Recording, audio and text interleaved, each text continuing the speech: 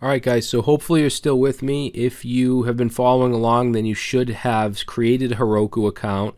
You should have logged in through your terminal, created the application, and then added the environment variables, and then added the remote link or the remote repository. And now we can actually push in one command. But before we do that, we have some stuff to do. All right, so I just want to talk about how this is going to work, because in React, if we look at the client folder and we looked at package.json, there's a build command. And I can actually run that. I'm going to cd into client, and I'm going to say npm run build.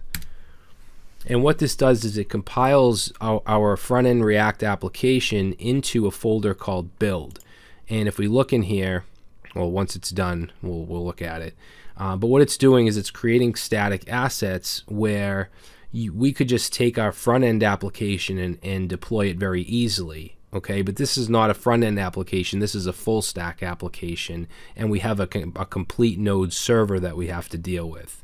All right, now if we look in the build folder, you'll see a folder called static, and inside here we have, actually it's not inside here, it's right here, index.html. This is basically the entry file for our front-end application.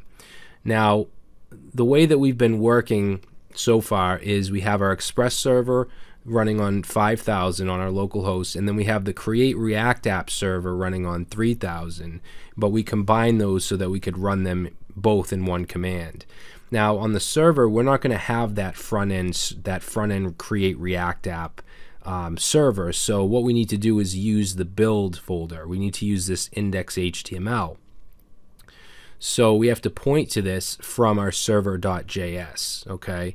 Now we do have API routes, but we basically want to say, let's take a look at server.js. We basically want to say if none of these are being hit, then look at this build folder index.html.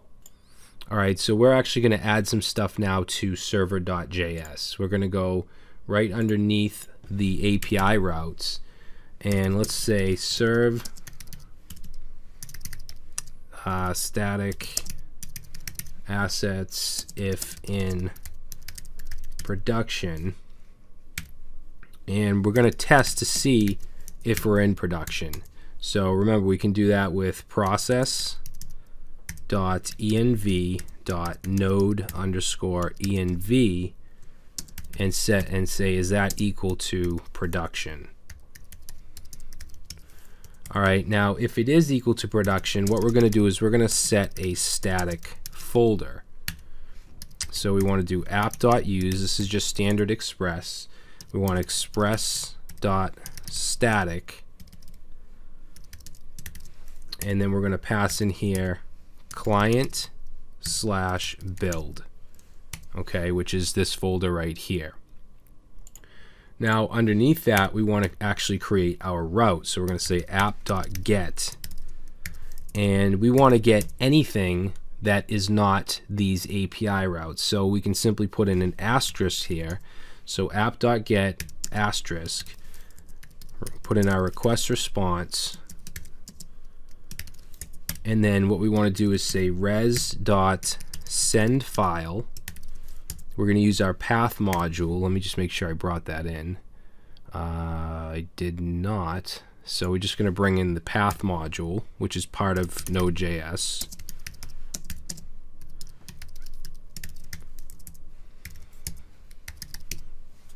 Okay, so we'll bring that in, and then down here inside the res.sendFile, which is basically just going to load a file, we're going to say path.resolve, and we're going to pass in the current directory, so _dir name, and then go into client, and then build, and then we want to load index.html. Okay, just like that. So again, just to reiterate, we're going to check for production. So check to see if we're on our server on Heroku. We're going to set the static folder, still spelled that wrong, to client build, and then for any route that gets hit here, we're just going to load the React index.html file, which is this file right here. All right, and that should be all we have to do here. So let's save this server.js file. All right, and we can close that up. Now, let's talk about actually building this out. Now, you could run npm run build before every single time that you want to push to Heroku, but if you look in the client folder and you look in git ignore, the build folder is actually included in that. It's not really meant for you to do that. So what we're going to do is we want to actually build out our assets on our server on Heroku, so that we can just push, and then we'll have a script that will automatically run and build out these files. Okay, so I can actually delete this build folder. We're just going to get rid of that. And then we're going to go into our package.json on our server. Okay, make sure it's the one in your root, not in the client. And we're going to create a script to do this. So we're going to go under dev. So we'll go right here, and we're going to call this Heroku-post build. Okay, because that's what it is. It's going to build after we push. And we have to do a couple things here. We want to set npm_config_production to false. Okay, and that might look a little weird, but the reason that we need this is because if we don't do this, then it's not going to run our dev dependencies, and our dev dependencies include Webpack and all that, and we're talking about our React application, and that stuff needs to run, so we need to set this to false in order for that to happen. All right, and it's just for this command. It's not going to stay in not in production once this is done. So after we do that, we want to run npm install, and we want to prefix, so we want to say prefix client, because we want to run it inside the client folder. All right, then, and I should say, $, we want to do npm run build on the server, and we want to prefix with client, or else it's going to run it in the server folder or in the root folder. So we want to prefix client just like we did up here and right here. Okay, so that is our post build script. All right, so let me just reiterate. I'm going to save this, and let me just reiterate what I just did. So we don't have our dev server, our React dev server on our Heroku server. So we need to point to the build folder, which you just saw. I just deleted it, and we need to point to the index HTML. Okay, and in our server.js, that's what we're doing right here. Now, we're not going to run npm run build before every single Heroku push, because we want it to actually build on the server, and that's what this command right here is going to do. And we have to set this value here to false in order to run our dev dependencies in the client, okay, in order to build everything out. So hopefully that makes somewhat a bit of sense. I don't really know how to explain it any better than that. We're just building it on the server rather than doing it manually, which is one of the better ways to do this. And there's a lot of different ways to do stuff like this. So now is the moment of truth. Now we want to actually push to Heroku and see if this works. Okay, so we're going to go down here, and we're going to go cd ... Make sure you're in the dev connector inside the root, the server, not the client folder. And then we're going to say git add all. Okay, and I'm going to say git commit. I'm going to put the AM flag, and then for a comment here, I'm going to say, I don't know, we'll just say prepared for deploy. Okay, so now everything is loaded on our local repository. Like I said, I've been making commits throughout the whole course. You may see a bunch of stuff added here if you haven't been doing that. All right, now once we have it committed, we want to now push to Heroku. So we should be able to just do git push Heroku master, and make sure that you ran that git remote command that we did in the last video, because that's going to basically connect this to that repository, to that remote application. All right, so let's go ahead and run this and cross our fingers.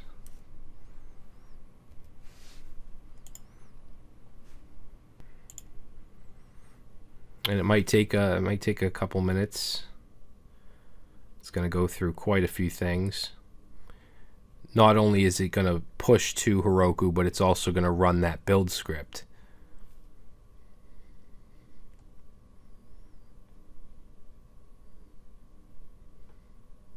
And you can see right here, this is where it's going to run the script that we put in, the post build, running Heroku post build.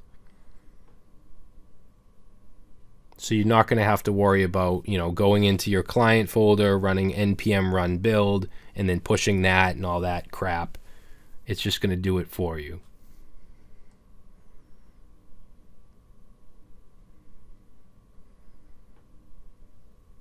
Creating optimized production build.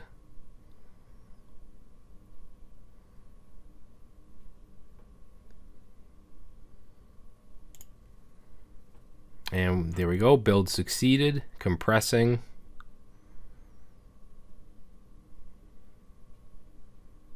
All right. And it looks like everything went okay. All right, now we can go to our URL right here, but you should also be able to do Heroku open. And let's cross our fingers. And there it is. All right, so now our application, as far as we can tell, is deployed, but we still have to test it out. We have to make sure the database is connected and all that. The landing page is loaded, which is a good sign. You can see this is our crazy URL, which obviously you can change in your Heroku backend.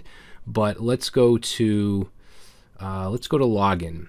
Okay, and since we're using the same database, we should still be able to log in with our users that we've been using.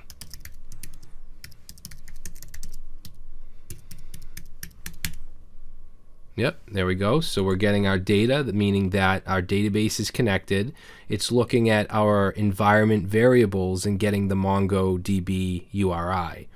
Okay, so if we look at like edit profile, so that should all work. Look at our experiences here. I guess we could add a test one just to make sure that that still works. We'll say current. We'll just choose a date here. Okay, so we add an experience. Let's delete it. And you can see it's very fast. Let's go to post feed. We have all of our posts. Let's like a post. Good. Let's go to the comments page. We'll say test comment, submit. We can delete it, and everything is very fast. And this is a free account too. We can go to our profile. Has all of our GitHub repos. Go to developers. It shows the developers. Awesome. So everything looks to be working perfectly, and we are deployed live to the internet. Okay, we've created a full stack application using Node, Express, MongoDB, React, and Redux, and we've successfully deployed it to a platform. All right, now if you want to create a domain for this, you can go to your Heroku backend, go to settings, and then go down to domains and say add domain, and we could do like dev connector.io, which I've already registered, so it's not going to work for you. But you'll notice over here it says please verify your account in order to add a domain. You have to add a credit card. Okay, you're not going to be charged, but you do have to add the card. And then what happens then is it'll just give you some DNS values to go put in your wherever you registered the domain, and then it'll connect it. Okay. And then you'll have your domain and your application. This is all your backend, your metrics. If we look at our activity, you can see what we've done here, our deployment and stuff like that. You can connect to GitHub. So you got quite a bit of stuff here. If you wanted to make this a production app where you wanted people to actually use it, you'd probably want to choose more than just a free account, just to get more speed or more space or whatever. Also, I know with free accounts, if no one's actually viewing the application, the server kind of winds down, and then when you visit the app again, it has to spin back up, and it takes a couple seconds, so it can seem a little slow to start off. Stuff like that. So just to let you know. But that's it, guys. That's going to be it for this course. I really hope that you enjoyed it and learned a lot from it and understood it. And I would highly recommend that you take what you've learned and you create your own stuff with it. You can only learn so much from following along with tutorials. You have to take what you've learned and then build your own stuff and really get into it. And that's where you really learn. Okay, you do need courses, you do need tutorials, but you also need your own projects. So that's it. Hopefully, hopefully you liked this course. I really enjoyed making it. And that's it. Thanks for watching, and hopefully I'll see you in my next course.